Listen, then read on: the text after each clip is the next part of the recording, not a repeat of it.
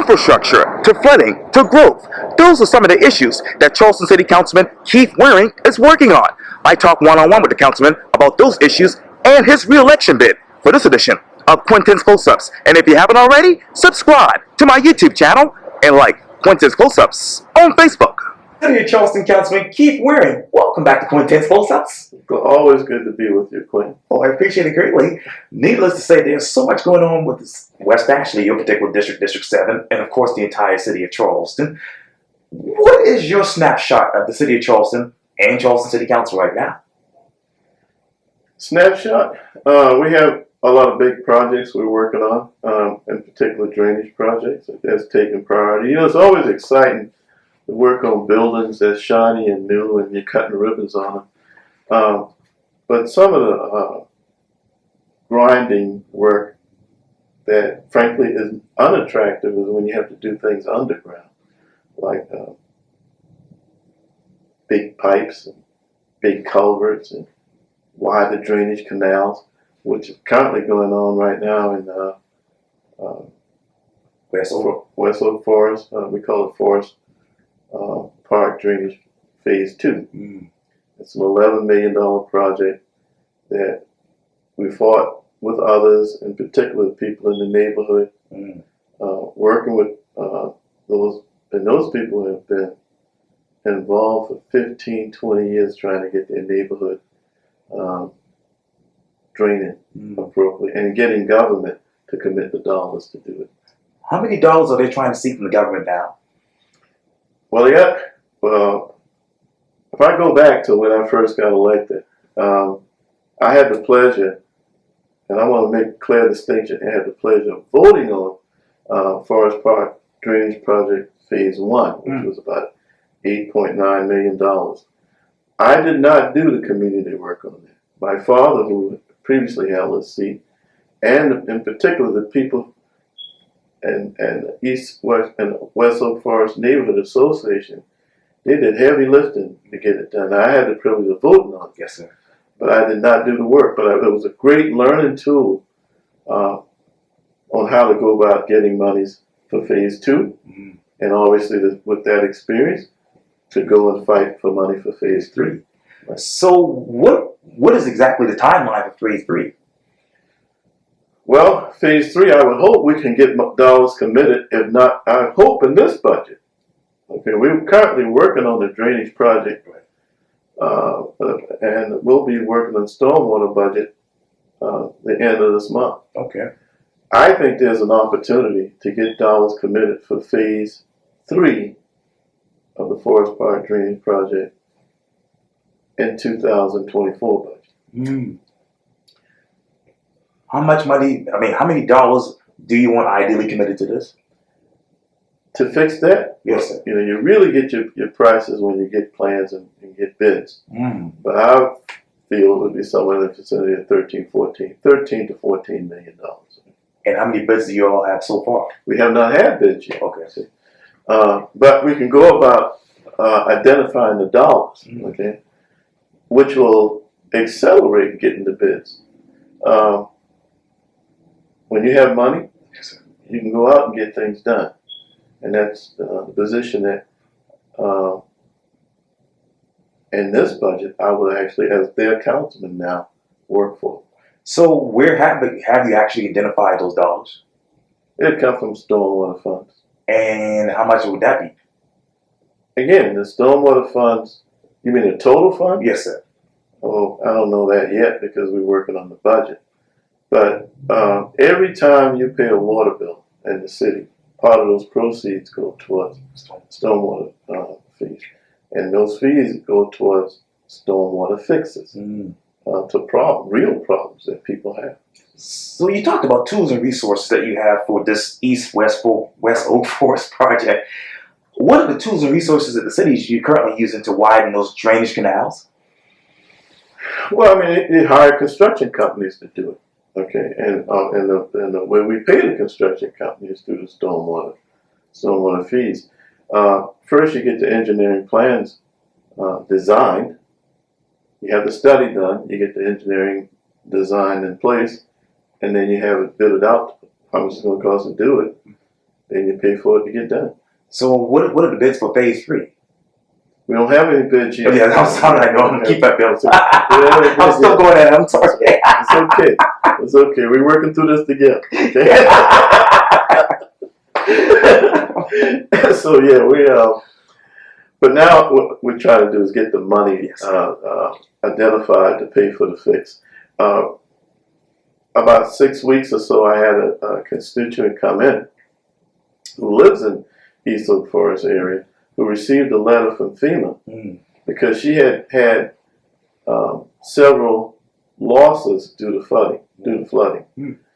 And of course they paid for the house to be repaired. But remember, that's a tremendous inconvenience when you come home and your house is flooded and you have to, in some cases, move out so the repairs can be done and finally get it fixed. And 18 months, 24 months later, it happens all over again.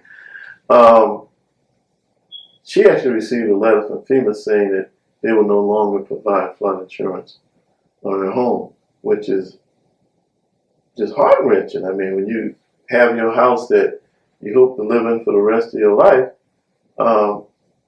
you had it properly insured, and now you're being told the insurance will no longer be, they're not going to accept your premium. Now, that's not a problem that citizens should suffer alone. That's why, in this particular case, these neighborhoods were built in the late 60s and 70s. They just were not designed correctly. Now, we know that, okay? And we have known that, we meaning the city has known that for decades, okay? But it's now time to put the fix in place, to pay for the fix in place. How many people in that area, Councilman Waring, actually are properly insured but won't not be insured from a flood insurance standpoint by FEMA? We don't know. If this lady didn't literally bring her concern to the office, I wouldn't have known about her. So I think the city, good question, I think the city should send out information to see how many people have received those letters. But for her coming, again, I would not know, and the city would not know. So I'm going to put in a request. See, things like that, if you ever know, sometimes you get some nice announcements in your water bill. CPW, Charleston Water Systems, offers a service to communicate basically for free. You pay for the power for the information that go into the bill, and they send it out. And that way, hopefully, we need to reach out to our citizenry in these areas that we know are prone to flood to see how many people have received a letter of denial from FEMA on flood insurance. And when will when will FEMA actually stop all of this? Yeah, that's federal government. I don't know. But I know one thing, if we can fix it can be fixed. If we provide the dollars for the fix, you won't have that problem anymore because there won't be flooding anymore. And I hate to ask the silly question, but how much money do you all need to actually complete these fixes? I think that one's going to be somewhere in the vicinity of 13 to 14 million. That's right. And going back to phase 3, Councilman, what exactly was the engineering study for that? When was it? Yes, sir. Probably about, I would say probably about 3 years ago. Okay. Yeah. As a matter of fact, you may remember one of the items holding up them starting work was AT&T had a major trunk line, a fiber optic trunk line that went from Highway 61 on Playground Road all the way through to Savannah Highway. Right. And AT&T took their time in moving it and held the project up. As a matter of fact, you go back in the news articles, it goes back several years ago, and I suggested that if they took any more time, the rising cost of the project, the additional cost due to inflation, should be passed on to AT&T. The fiber optic line got moved, and the project got started. So we're in inflation right now, So what actually are the additional costs for the phase 3 project? Well, phase 3 project is not upon us. Phase 2 is what we're doing now. Correct. Well, that project started out at being, 8 million or so. 8, 9 million is 11 million today. And I'm happy that's all it is. Wow. Because, I mean, did you see the price of the pedestrian bike lane? Oh, yes, sir. I mean, it increased almost 4 times, almost 400%, certainly 300 plus percent. That's disconcerting. What else is disconcerting about this issue, about this pedestrian bridge? Oh no, I support the pedestrian bridge. Hindsight being 2020. If you remember, there's a big tug of war of whether we should close a lane on the bridge or build the bike pedestrian bridge. Close a lane on there are 4 lanes on the LeGree Bridge, and there's a big political fight on just closing one of the lanes and making it 3 for traffic and 1 for bike pedestrian. And obviously we have a growing area, so we have to accommodate traffic. Some think we don't, but we do. The best thing would have been to build a bike pedestrian bridge, which I've always supported. But the time we took fighting to decide to build a bridge or close the lane, we could have been putting that effort towards building the bike pedestrian bridge, which means it would have been done, it could have been done sooner, and a lot of this inflationary cost we would not be experiencing. But that's hindsight being 2020. We are where we are. Yes, sir. We still need the bridge, and I voted to support doing it. And besides inflation, what other additional costs are coming with this particular pedestrian bridge? Well, some people say the design, but obviously you want something that looks nice. I mean, if you're going to do it right. That's one thing I have to, there are a lot of things that's been done in this city. And when we used to have this saying that does it pass the 50-year test? In other words, 50 years from now, will people still enjoy it? 50 years from when the waterfront park was built, would people still enjoy it? I think they would. The Gilliard Auditorium. I hope 50 years from now, they still enjoy it. It's one of the best performing halls in the country. The International AfricanAmerican Museum. I would hope 50 years from now, an institution of higher learning such as that teaches us about another portion of American history. I hope would still be vital 50 years from now. So when it comes to major items, I do apply that 50-year test to it. If it's only going to be good for 7 or 8 years, why are we doing it? Going back to the International African American Museum, pardon me, what is the return on investment so far with that? Well, I think it's immeasurable. Number one, it's only been open June 24th, so a little more than 3 months. So ROI, or return on investment, is a little bit unreasonable to ask that one right now. But anyway, I think it's opened up to rave reviews. The attendance has been above what we expected. And I don't know if you've been, but I've been there. I've been a number of times, obviously, because friends and family come in town. That's one of the places they want to do, and they say, Keith, let's go. And I take the position like I've never been. I said, let's go, because I like showing it off. Frankly, it's the newest best thing that has come to town, and they say 40% of all African Americans in this country can trace some family lineage back to Charleston. And they have a Center for Family History there. And I don't know whether you knew this or not, but that research doesn't apply to African Americans only, it applies to everybody in the country. So I think that's another aspect to the museum, that the research aspects that will bring a different, I won't say necessarily say tourist, but bring a different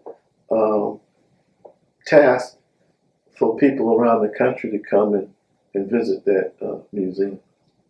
Yes, sir. And I want to get back to that in just a second. But obviously, you talk about this district, District 7, growing a lot. So let me ask you, what has been the growth rate over the past 10 years? District 7 is a interior district. A lot of the neighborhoods in District 7 are older neighborhoods and have already been built out. And you experience what is called infill. Right. So you may have an empty lot here and there, and now new construction is going in there. So it doesn't have the expansion of some people refer to as outer West Ashland, around the East Ferry Road area with a lot more construction going on out there. But one of the plights of representing one of the older neighborhoods is it has old infrastructure. See, the newer neighborhoods are being built to the current flood standards, and the infrastructure that's being put in is appropriate. Okay. As a matter of fact, it probably goes above and beyond. Whereas in the 60s, 70s, and 80s, people put in what was adequate for that time, but not adequate today. So what were the flood standards back then? We had none in some cases. Very good question. We don't have in the 60s and 70s. I think our planning department just got going in the 70s for the city of Charleston. Wow.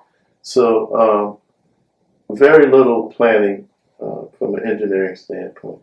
And some of those older, what was thought to be solutions then, is what's plaguing us today that needs to be replaced. What else is plaguing this district that needs to be replaced?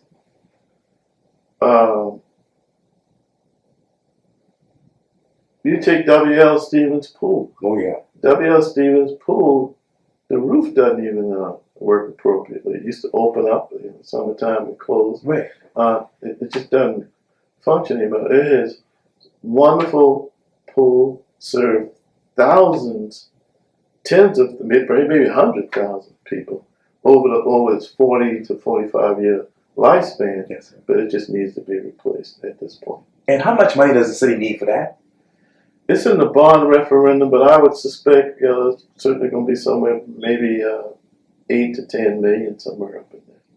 Wow. So earlier you talked We about have a park referendum that's coming up that I support because parks add to the quality of life of citizens and friends alike.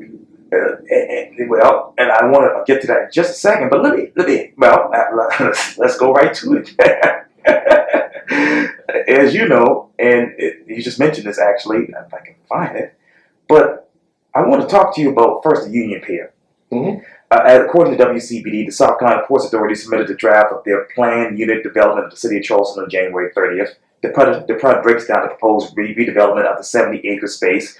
The draft includes the 270,000 square feet of retail and commercial use, another 270,000 square feet of office space, and nearly 20-acre park, 600 hotel units, and 1,600 residential units. Concord Street runs down the middle of the proposed mixed-use site, which would feature buildings as tall as 7 stories. And of course, we know it's on pause right now. But do we know what the basis on which the Ports Authority is actually asserting the rights for this union pier? Say again? Do we know what is the basis on which the Ports Authority is asserting its rights for union pier? Well, I'm just taking them at their word. They wanted to try to sell the property to move on to another project. And they tried to get higher and best use. So all of those dense and 600 hotel rooms and the equivalent of Northwood's Mall being built on such a sensitive site, that was their vision of how to increase the value so they can sell it and make more money. That didn't fit in, obviously, with the city of Charleston.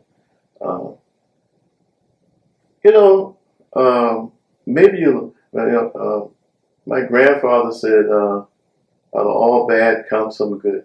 That proposal was a bad proposal. The good that came out of it, in my opinion, was, boy, I'm proud of the way our community responded to it. And it was just not the people in the historic district that responded. I mean, people West Ashley, I certainly was very interested in it. I went to the hearings. I mean, I spoke to their consultants. So I think the second time around, I would hope. Let me tell you one thing I did, Quintin. I actually went over to Peter Demetria Park, which is on James Island. And some people call it Sunrise Park. One of the prettiest parks in America.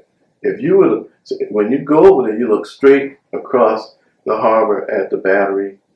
It's got a panoramic view of the Ravenel Bridge.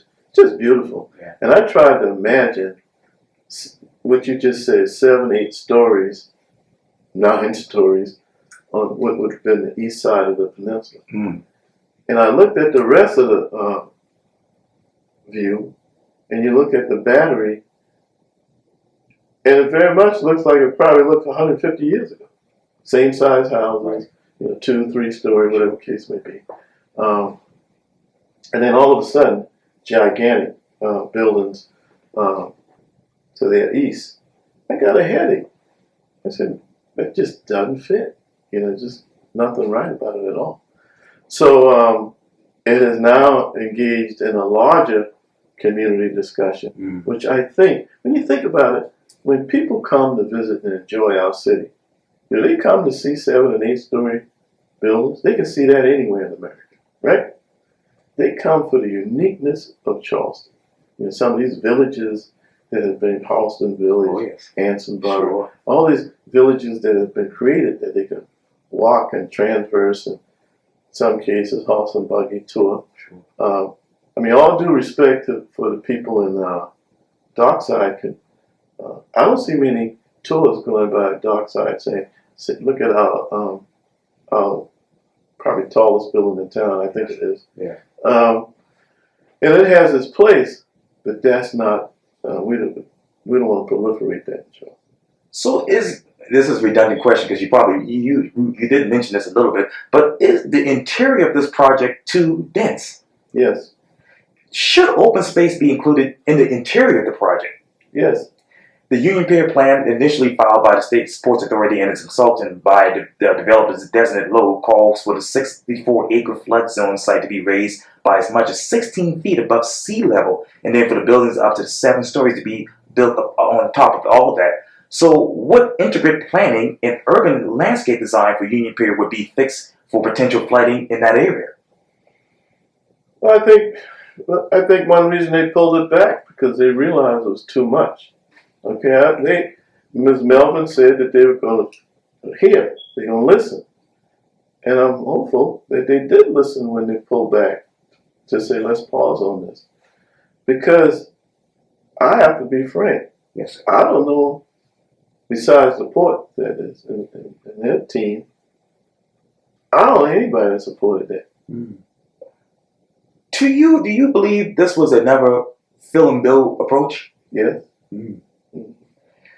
Why would fill and build be ideal for the historic peninsula and not, say, Johns Island? But listen, what they wanted to do, there's no massage in that. What they wanted to do was just totally foreign to the peninsula and the historic district. Where is the water management infrastructure for the Charleston Peninsula to actually deal with stormwater, sea level, and hurricane storm surge? I think that's what we all still studying. There's 2 different things. I mean, storm surge is one thing. Yes, sir.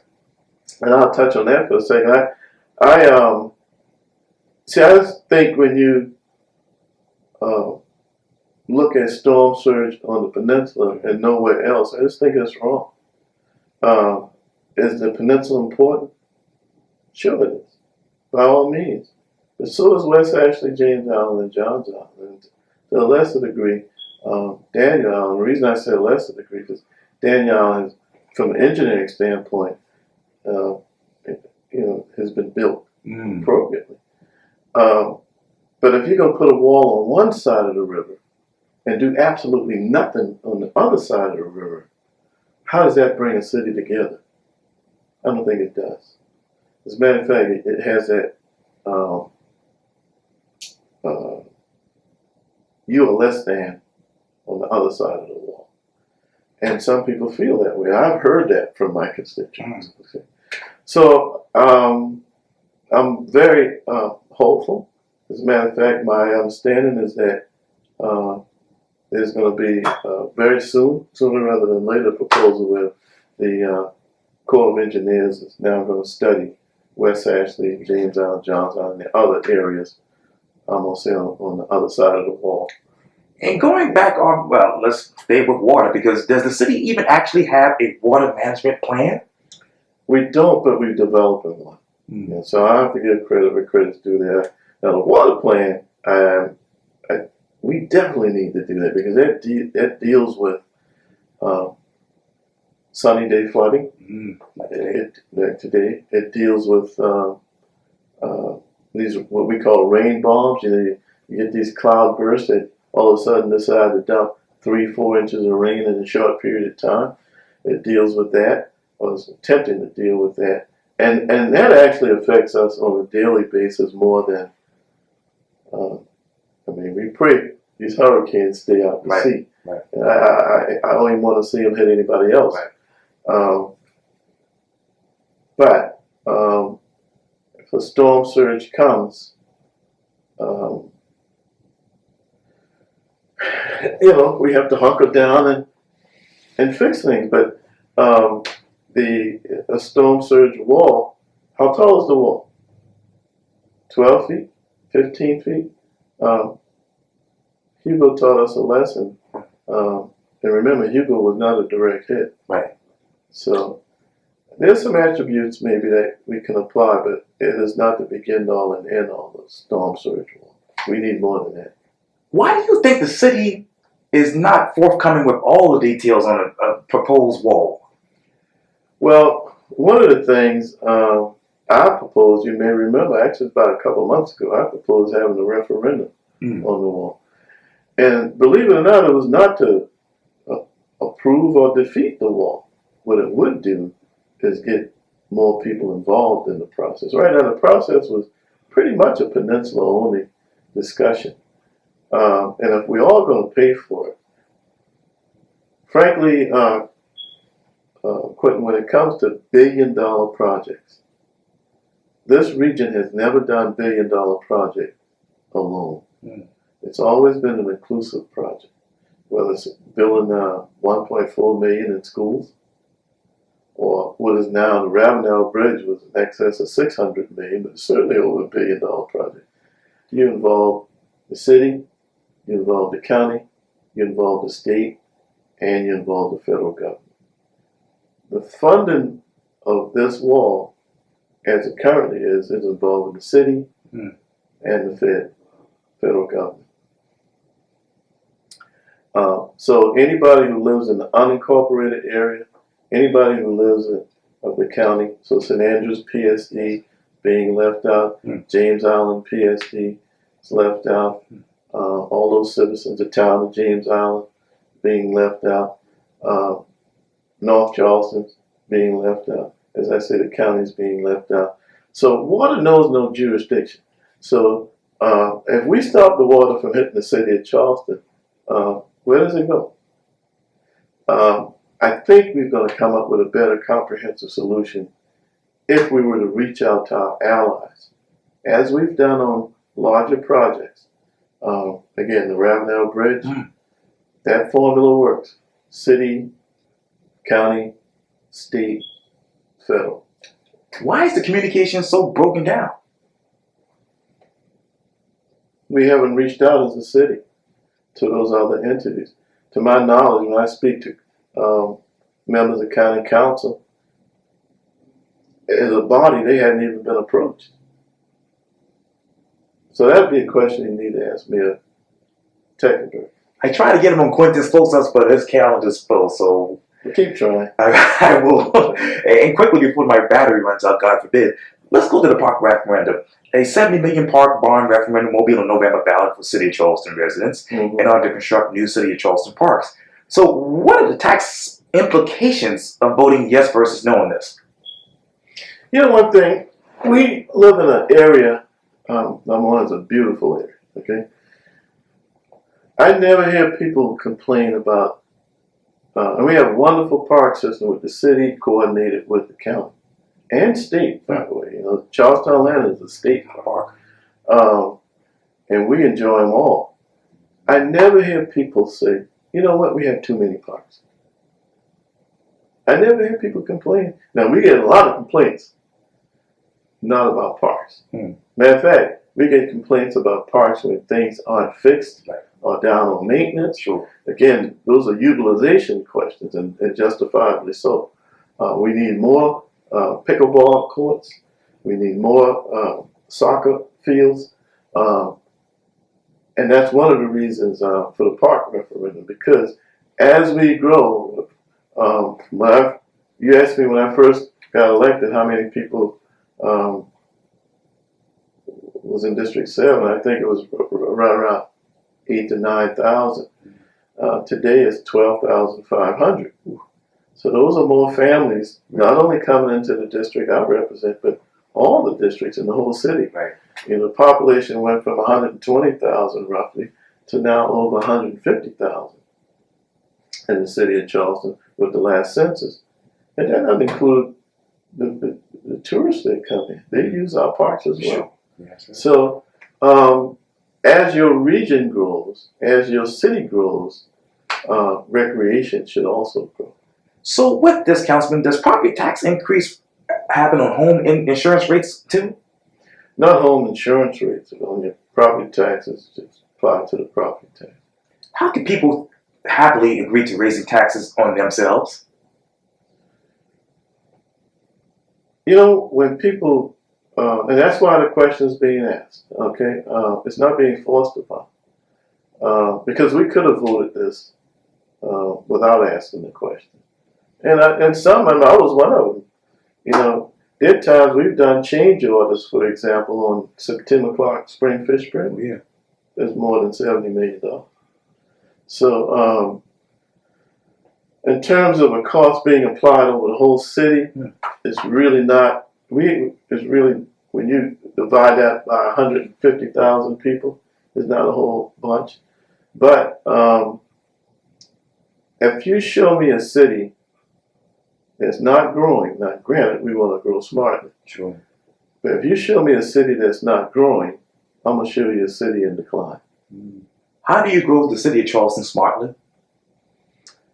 Good question. You don't do 7, 8, 9 stories in a historic district like the Port Authority property. You don't do it like that. You don't bring in, I don't know, 10 feet of dirt or 9 feet of dirt. You don't take money from the school system through a TIF to pay for that development.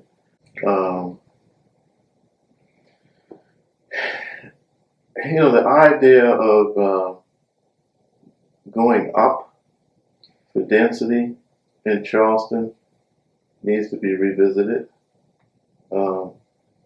because it certainly changed the peninsula greatly. And I'm hopeful we don't do that in the suburban areas, which is a larger area geographically in the city. So we'll see. Refinement of the zoning code would be key. Again, the example of what was proposed for the Ports Authority site was the quintessential example of what we should not do. Where in District 7 can you refine those zoning codes? You know, so much of District 7, as I said, is one of the older established districts west Ashley. You know, most of the zoning has already been determined. The commercial corridors, a lot of the zoning is already in place. And those zonings you cannot be taken away. But for example, to do 8 and 10-story buildings in District 7 or West Ashley, that's not allowed now. I would hope that stays in place. I would not, to expand smartly, you would not go up 8, 10 stories along the main causeways or anywhere West Ashley, really. It's just not appropriate. How do you keep the West Ashley Planning Commission in place? I think you keep the West Ashley Revitalization Commission in place. My suggestion would be going forward, again, if elected, I think it should be chaired by a citizen. I don't think it should be chaired by an elected person. And I think it's okay to have a couple of elected people on it, but I think most of the successful boards and commissions in this state or even in this city have little elected official representation on it. Our planning commission, by state law, you used to have elected officials. They say, no, you can't, that's dual service. The VAR, Right. which is probably one of the most successful boards down there. So I think we can help to revitalize West Ashley more efficiently if we had, and I'm on that commission, Right. but I think it would perform better with community-minded people on it. And also, I think that commission needs to have funding. What type of funding do they need now? Where can you get it from? You get some really good from the city's budget. That's where we get it from. But some folk, there's a lady named Miss Teresa Tystra. Hi, Teresa. She's good people. But she's come up with some very good ideas on how to make improvement on what we call low-hanging fruit. Okay. Cleaning up areas, some of these switch boxes there at the intersections. Oh, You know, wrap them with something pretty. That's what they do in Nashville. That's what they do in Asheville. That's what they do in Florida. Believe it or not, they've done some of that downtown. They've done some of it in South Windermere. Oh, yes. They do it in North Charleston. Yes, sir. As a matter of fact, I came down off of 526 and there's a Virginia Avenue, something like that. And they've got the box wrapped with something pretty. And see, we've got themes, actually. Like, for example, you're approaching Charlestown Landing. Obviously, you want to have a historic theme there. Going down to the Garden District with Magnolia and Drayton Hall and Middleton Place, you've got another theme there. So we've got, but we're just not doing it. Those are low-cost items. Improving the signage and entrances to most of the major communities. All those are some of their ideas, are good ideas that are now still in the talking stages that could have been implemented a while back. In Sumar Street, the redevelopment, what is the current price tag for this? Well, we're back to determining that. Previously, we had moving targets. The first proposal in March was $52 million. City was putting in 45, the developer 7. I think it was, 7. And then when we voted against that and asked for additional options, they came back with a $75 million proposal with the city putting in 45 and the developer putting in 30. But none of those passed. Okay. Right.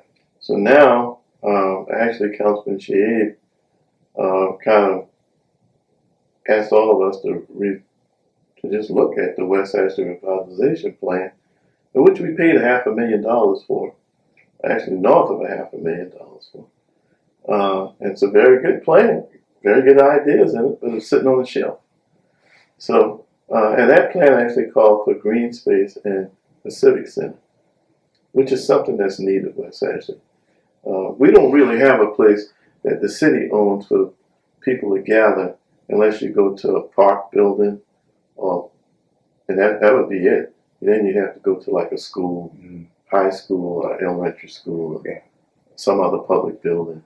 The larger portion of the population of the city, almost 40%, lives West Ashley, and I think it makes sense for the city to have something for a multi-use place where the public can gather. But is this money too much for taxpayers? The answer is no, it's not too much for taxpayers. Remember, we have the first tax incremental financing district, TIF district, ever proposed and implemented is on Sam Rittenberg Boulevard. Sam Rittenberg Boulevard is 3 miles long. The difference came down to the mayor's proposal would put a gross amount of that money in one 2.5 to 3 acre site, after which there'd be very little money for another decade to do anything on the remainder of that $3 million site. And Every 3 mile site. 3 mile site. And if and when a garage is built, like some of the council members want, how much money would the city need to keep the building intact and actually keep it from cracking and for the water coming in? The garage was cost prohibitive, and this whole thing about it being used for drainage, truthfully, was untruthful. There are no plans. There were no plans. I defy any council member or the mayor to go and find a study that we've paid for or a blueprint that shows a drainage cistern being at that site. Speaking of the site, Councilman, what legitimate traffic and infrastructure improvements have been made to that area? Now, the county came up with, the county tried. The county came up with, I think, 6 different iterations. And the people in the community basically turned down every last one. They tried. Great effort. And at the end of the day, after many community meetings and many sessions, they decided to leave it the way it is. Well, what type of state and federal funding would be involved with this project? To my knowledge, none. And any pedestrian funding to offset the need for highway construction? Say again? Any pedestrian funding to offset the need for highway construction? Yes, I think as we make improvements to the highway, it makes so much sense to put in bike pedestrian pathways. As I said, Sam Rittenberg is 3 miles, approximately 3 miles long. A third of it does not even have sidewalk in 2023. That's why it didn't make sense to put an underground parking garage at a cost of $23 million, most of which the city didn't need, the developer needed. And that's where the difference came in, Quintin. Some supported that, others didn't. It had nothing to do with personality, it had nothing to do with likes or dislikes. The city paid $3 million for the property, and part of that proposal, which the public was not transparent on, was to lease it to the developer for a payment of $100 for 99 years. Now let me repeat that. The city paid $3 million of taxpayers' dollars for this property. And for the developer to use it, the developer say, hey, we'll pay you $100 to use it. And the city said, well, how long do you want to use it for? 99 years. For $100. And many of us on council didn't think that was fair. To be continued. To be continued. City of Charleston Councilman Keith Warren, thank you for your time here on Quintin's Close-Ups. Thank you. You're welcome. Always a pleasure. Likewise. All right.